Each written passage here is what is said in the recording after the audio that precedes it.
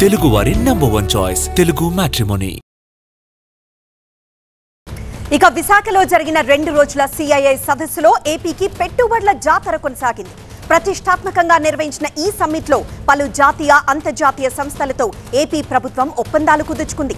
ఈ సిఐఐ సదస్సు ద్వారా 20 లక్షల కోట్ల రూపాయల పెట్టుబడుల టార్గెట్ ను చేరుకుంటామన్నారు ముఖ్యమంత్రి చంద్రబాబు నాయుడు. తొలి రోజు సదస్సులో వివిధ సంస్థలతో 400 MOUలను ప్రభుత్వం కుదుర్చుకుంది. వీటి ద్వారా 11,91,972 కోట్ల పెట్టుబడులు రానుండగా 13,32,445 ఉద్యోగావకాశాలు లభిస్తాయని ప్రభుత్వం అంచనా వేస్తోంది. We have promised that we will provide 20 lakh jobs.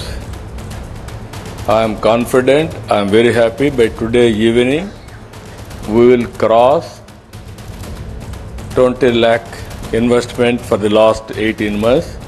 We are going to create 20 lakhs plus jobs within 3 years, 4 years time. Raymond is known for their brand, precision and also perfection. Even execution they promised me.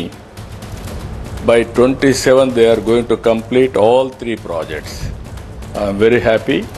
Your time is only 2 years. Now zero date started. I am confident with your reputation you are going to complete it. మరిన్ని updates మా associate editor Eshwar live ద్వారా అందిస్తారు. ఈశ్వర్, మంత్రులతో ఇంకా CII సదస్సు ముగించక ముందే చాలా కంపెనీలు MOUలు కుదుర్చుకున్నట్లు తెలుస్తోంది.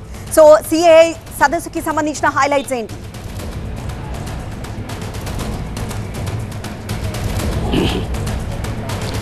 ఎగ్జాక్ట్లీ గత 2 రోజులుగా గతంలో విశాఖ అంటే సాధారణంగా మనకి బీచ్ లేకపోతే పోర్ట్ సిటీ, స్టీల్ సిటీ అనుకునే వాళ్ళం. కానీ గత 2 రోజులుగా దావోస్ని తలపిస్తూ ఉంది విశాఖ. ఎక్కడ చూసినా ఆర్థిక పరమైన డిస్కషన్స్కి గ్లోబల్ వేదికగా విశాఖ మారింది. పూర్తి స్థాయిలో ఇక్కడ జరుగుతున్న గ్లోబల్ ఫోకస్ అంతా ఇక్కడే, ఎకనమిక్ ఫోకస్ అంతా ఇక్కడే ఉన్నట్టుగా భారీ సంఖ్యలో దాదాపుగా 60 దేశాల నుంచి దాదాపుగా ప్రతినిధులు 3,000 మంది హాజరయ్యారు.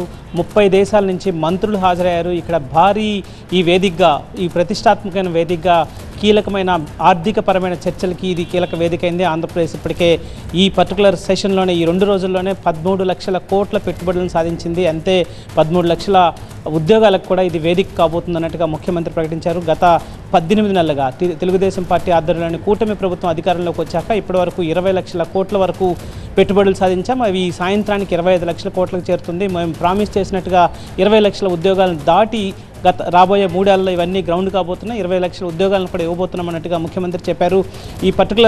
ఈ సదస్సు గురించి చాలా చెప్పుకోవాల్సిన నేపథ్యం ఇక్కడ కనిపించింది. కేవలం ఒక టెక్నాలజీ ట్రేడ్ ట్రస్ట్ అనే థీమ్తో జియో ఎకనమిక్ ల్యాండ్స్కేప్ మీద భారీ ఎత్తున డిస్కషన్స్ జరిగాయి. కేవలం ట్రేడ్కి సంబంధించో, పెట్టుబడులకు సంబంధించో మాత్రమే కాకుండా ఆవిష్కరణలకు సంబంధించి ప్రపంచం మొత్తం మీద మారుతున్న రాజకీయ పరిస్థితులు కావచ్చు, లేకపోతే ఇక్కడ జరుగుతున్న వార్స్, ప్రపంచవ్యాప్తంగా జరుగుతున్న యుద్ధాలు కావచ్చు, ఆ తర్వాత వాటి నేపథ్యంలో జరుగుతున్న global new geo economic landscape, ఆర్థికపరమైన మార్పులు చోటు చేసుకుంటున్న పరిణామాల మీద చాలా కీలకమైన డిస్కషన్స్ జరిగాయి. వాటి వేదికగానే వాటిని బేస్ చేసుకుని చాలా కంపెనీలు ఇక్కడ పెట్టుబడులు పెట్టేందుకు ఆంధ్రప్రదేశ్ సేఫెస్ట్ సిటీగా, ఆంధ్రప్రదేశ్ సేఫెస్ట్ స్టేట్గా ఎందుకు ఇక్కడ మీరు పెట్టుబడి పెట్టాలో అని చెప్పి వివరించేందుకు ముఖ్యమంత్రి పూర్తి సమయాన్ని తీసుకున్నారు. ఆయన ఇక్కడికి వచ్చిన ఇన్వెస్టర్స్లో కాన్ఫిడెన్స్ని నింపడానికి, ఆంధ్రప్రదేశ్ బ్రాండ్ని ప్రమోట్ చేయడానికి, గ్లోబల్ విజిబిలిటీని సాధించడానికి, ఇక్కడ తీసుకుంటున్న పాలసీలకి వ్యాలిడేషన్ కల్పించడానికి పూర్తి స్థాయిలో సమయాన్ని వెచ్చించి పూర్తిగా పెట్టుబడిదారుల విశ్వాసాన్ని పొందే ప్రయత్నాన్ని ముఖ్యమంత్రి గట్టిగానే చేశారు. సో ఈ నేపథ్యంలోనే ఊహించిన దానికంటే సాధారణంగా ప్రభుత్వం ముందు ఈ సదస్సును ఏర్పాటు చేసిన మీడియా వేదికల్లో వాళ్ళు ప్రకటించింది 10 లక్షల కోట్ల పెట్టుబడులు. కానీ ఇప్పటికే 13 లక్షల కోట్ల పెట్టుబడులకు పైగా ఈ 2 రోజుల్లోనే రావడం జరిగింది. ఇంకా మరి కాసేపట్లో ముగిపోయే సదస్సుకి మరికొన్ని పెట్టుబడులు వచ్చే నేపథ్యం ఉంది. సో మొత్తానికి దావోస్ తరహాలో గతంలో ఇట్లాంటి కీలకమైన సెషన్స్కి దావోస్ వేదికగా ఉండేది. సో అట్లాంటి వాతావరణాన్ని, అట్లాంటి వేదికని కల్పించాలన్న లక్ష్యంతో చేసిన ఈ మొత్తం ఈ సిఐఐ సమ్మిట్ బిగ్ హిట్ అయిందని మాత్రం ప్రభుత్వం భావిస్తోంది. రాబోయే 3 ఏళ్లలో వీటిలో ఎక్కువ శాతం గ్రౌండ్ కాబోతున్నాయి. మేము ఆశించిన మేరకు ఉద్యోగాల కల్పన కూడా చేయబోతున్నాం అన్నట్టుగా ప్రభుత్వం ప్రకటిస్తున్న నేపథ్యం కనిపిస్తోంది. మరి కాసేపట్లో ముఖ్యమంత్రి మీడియాతో మాట్లాడబోతున్నారు. ఆ తర్వాత దీనికి ఇది పూర్తిగా అధికారికంగా ముగించే అవకాశం కనిపిస్తుంది. తెలుగు వారి నంబర్ 1 చాయిస్ తెలుగు మ్యాట్రిమోనీ.